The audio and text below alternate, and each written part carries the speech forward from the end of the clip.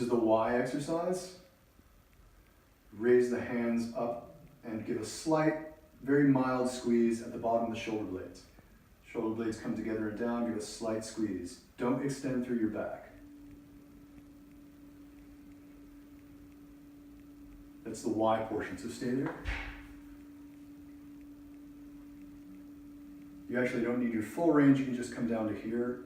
Raise your arms up, give a slight squeeze at the bottom of the shoulder blades. Arms up, slight squeeze at the bottom of the shoulder blades. And the Ys. Same thing. Slight squeeze at the bottom. Slight squeeze at the bottom. Be careful not to lift the chest or extend through the spine. Just raise your arms up, give a slight squeeze at the bottom. I'm not even bringing my arms all the way up. If you watch my back, I'm not extending through the spine and I'm not bringing my arms all the way to the top. Slight squeeze between the shoulder blades. Slight squeeze between the shoulder blades. Next to the L's. Slight squeeze at the top of the range, relax. Slight squeeze at the top. Slight squeeze at the top. If you look at it from the side, you can see that I'm keeping my elbow in front of my shoulder. I'm not bringing my elbow back behind my shoulders. You don't want the shoulder blades to squeeze together. Okay, the fourth and final are band pull aparts. Arms in external rotation, so your hands are up. Arms opening. And this one, you really want to isolate the muscles in the back of the shoulder joint. And to do that, you move only until you feel the shoulder blades starting to come together, and then you stop.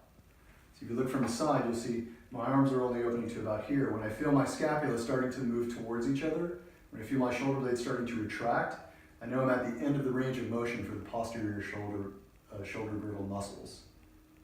These are really good training. You should do these before any upper body or any back exercise that you do. Once these are easy, once all four of those are easy, then you start putting weight into your joints. And the first way that you should do that is by leaning forward at about a 60 to 45 degree angle, and then you do them bent over like this. Slight squeeze at the top.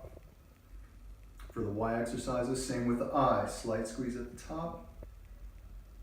And be careful not to hyperextend through your back. Let your back be neutral. If you feel the need to start extending to lift through your spine, to extend through your spine, you've already gone too far. Just bring your arms up until you feel you're at the end of the range and you don't have to lift, and then give a slight squeeze at the bottom of your shoulder blades. Slight squeeze right there. Slight squeeze, not hyperextending. Same with the L exercises. My elbow's in front of my shoulder. Slight squeeze at the top through the back of the shoulder girdle muscles. And I'm not hyperextending, I'm not extending at all through my thoracic spine. And last but not least, the band pull aparts.